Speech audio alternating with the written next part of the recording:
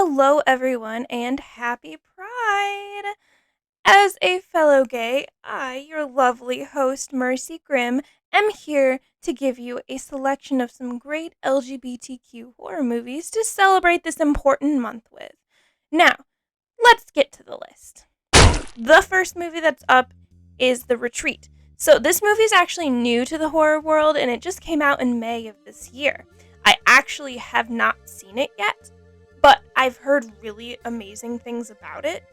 It centers around a lesbian couple going on a getaway together with friends, but they end up finding themselves up against a group of people who want to exterminate them. This movie apparently it has interesting reviews, and it apparently deals with a lot of vulnerabilities felt by people in the LGBTQ community. So if you want to watch a movie with themes like this in it, go ahead and check it out. If you've already watched it, without spoiling it, tell me if it's worth the watch in the comments below. I'm really curious. Now let's move on to the next one. This is a cult classic, and it's one of my personal favorites if you've been on my channel before and you've seen other videos where I talk about it. Jennifer's Body.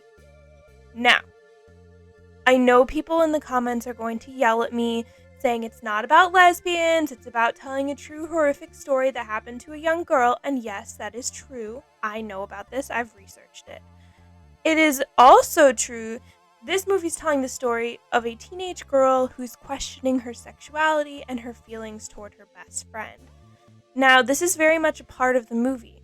Seriously, go buy the DVD and watch the extended version so you can actually see these themes better. There's a few snippets and moments that they've cut out of the theatrical version that you don't get to understand this context.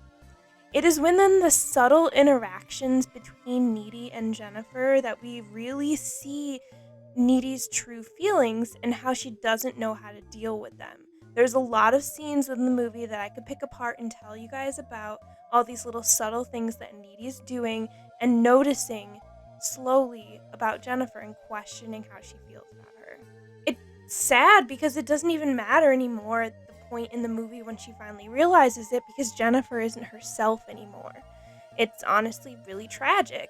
The movie also is about pointing out how horror movies commonly objectify women, something that the director of the movie will outwardly talk about in interviews.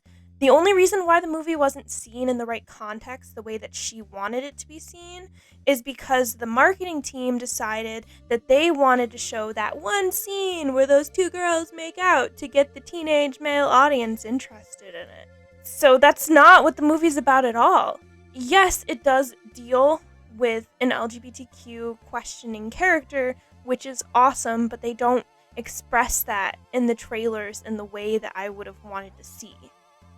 They focus so heavily on that one kissing scene, and that has nothing to do with the overreaching themes of the movie, which is really sad, because this movie does deal a lot with LGBTQ and with Needy's personal feelings and her questioning her sexuality, and does she really love her boyfriend or does she love Jennifer?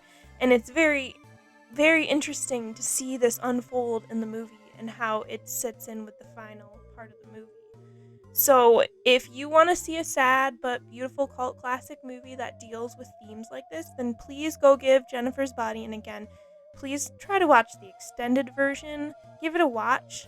It really does deserve more attention for what it's trying to do rather than what it was perceived to be way back when. Now, our next movie is A Nightmare on Elm Street 2, Freddy's Revenge. Yes, this movie is very gay. And yes, the creators and the lead actor have accepted this, and they've kind of embraced it. It is questionable whether or not this movie could be considered offensive or supportive to the gay community, but it does exist, and you can have your opinions. The protagonist of the movie, Jesse, spends probably the whole movie just low-key dealing with his sexuality and questioning it. We get it in a lot of scenes. Some subtle and some not so subtle. That scene where he's dancing in his bedroom. And if you want a more informative look at the making of this film and the thought process that went behind it, there's actually a really great documentary on Shudder where Jesse's actor will actually talk about his experience filming it and his experience after filming it and what he thinks and what the fans and the public think about it. And there's even an interview with Wes Craven from before he passed. So it's on Shudder. Check it out if you have Shudder. If you don't, I totally recommend Shudder. Not sponsored by Shudder, but you guys know I love it so much. It has great documentaries on it. They go very in depth on this topic, so go check that out if you're interested. Now, the last movie I want to mention, keeping this list really short, my last pick is Hellraiser. Yes, you heard me correctly. This movie is as queer as it gets. Let's not forget the main driving theme of the movie. It's sexual gratification. This movie, while it may not outwardly show gay couples or gay relationships for the most part, it still has a more open view on sexuality. The Cenobites from the movie, the actual villainous characters from the movie, were even based off of real life S&M workers. So go check out Hellraiser again and see if you notice this topic really being explored. I totally recommend it, and who doesn't love watching Hellraiser? It's just a crazy ride. It's kind of disturbing, so be careful if you've never seen it before, but... So guys, these are my picks for the LGBTQ horror movies, and I know that you could probably think of other ones that I'm not putting on here. If you have any thoughts, comments, or ideas, leave them down in the comments section below. And happy Pride Month to everyone. Please remember to be nice to people, and I will see you guys in the next one. Until then.